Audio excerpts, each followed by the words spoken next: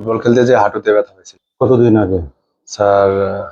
এটা 24 সালে স্যার, শেষের দিকে স্যার। 24 সালের শেষের দিক। আপনি সমস্যা কি হলো বুঝলেন কি করে, কি সমস্যা হয়েছে? স্যার হাঁটতে গেলে স্যার প্রচন্ড টান লাগতো এবং বসতে পারতাম না। তাহলে আপনার অপারেশন করলাম কবে? Sir 16/3/26 sir. 16/3/26। তাহলে কদিন হলো আজকে? আজকে স্যার 5 সপ্তাহ শেষ, 6 সপ্তাহ চলে স্যার। 6 সপ্তাহ চলে। ঠিক আছে, আমরা দেখি কিরকম আছে।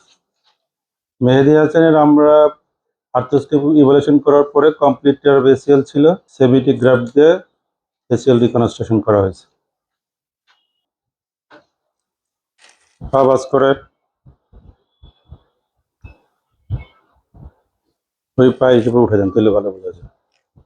হ্যাঁ, এদিকে ফেলে দেন, এইদিকে রাখতে হয়। এখন উঠান, এখন উঠান, এটা ফেলে দিতে হয় এর পাশে। হ্যাঁ, এখানে 130 মতো ফ্লেকশন আছে। সোজা নামায় দেন, এটা শক্ত করেন, এটা শক্ত করেন, এটা পাওয়ার কম আছে। হ্যাঁ, এটা এক্সারসাইজ করতে হবে, এখন হ্যামস্ট্রিং এক্সারসাইজ করে ঠিক করতে হবে। ঠিক আছে, ওঠেন, ভালোই আছে আলহামদুলিল্লাহ।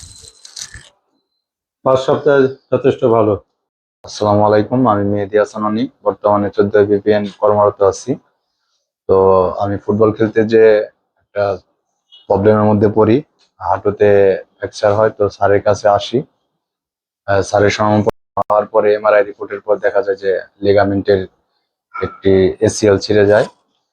তো স্যার এটা পুরা রিকভারি করে, তো এখন বর্তমান অবস্থা খুবই ভালো।